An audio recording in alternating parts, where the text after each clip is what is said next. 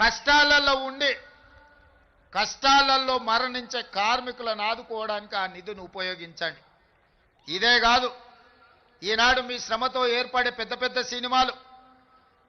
Cinema నిర్మాతలు, హీరోలు వాళ్ళ సినిమాల టికెట్ల ధరలు పెంచడానికి నా దగ్గరకు వస్తుంటారు. నేను నిర్మాతలకు చెప్పిన, మరి పెంచిన దాంట్లో కొంతైనా కార్మికులకు వాటా ఉండాలి కదా అని.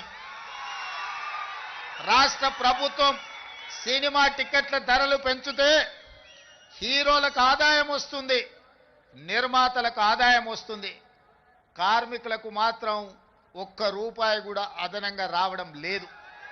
అందుకే ఈ వేదిక మీద నుంచి మీకు మాట ఇస్తున్నా, ఆ ఆదాయంలో 20% కార్మికులకు ఇస్తేనే రాష్ట్ర ప్రభుత్వం జీవో ఇస్తుంది.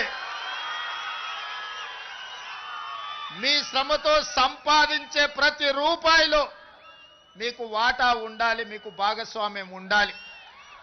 ఈ వేదిక మీద నుంచి మా అధికారులకు నేను ఆదేశాలు ఇస్తున్నా, రేపటి భవిష్యత్తులో ఎంత పెద్ద నిర్మాత అయినా, ఎంత ఇన్ఫ్లుయెన్షియల్ పర్సన్ అయినా రాష్ట్ర ప్రభుత్వం అదనంగా టికెట్ల ధరలు పెంచితే వచ్చే ఆదాయంలో 20% నా కార్మిక సోదరుల కుటుంబాలకు వెల్ఫేర్ ఫండ్ కింద వాళ్ళకు ఆ నగదు బదిలీ జరిగితేనే ఆ ఒప్పందం ప్రకారమే మా రాష్ట్ర ప్రభుత్వం జీవో ఇస్తుంది.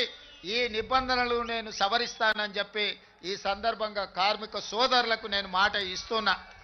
ఎందుకంటే మీ శ్రమతోనే, మీ కష్టంతోనే ఈనాడు సినిమా గొప్పగా రాణిస్తుందంటే, మరి ఆ సినిమాకు అత్యధికంగా కనక వర్షం కురుస్తుందంటే మీ శ్రమ ఉన్నది కాబట్టి అందులో మీకు భాగస్వామ్యం ఉండాలనేది నా ఆలోచన. మిత్రులారా,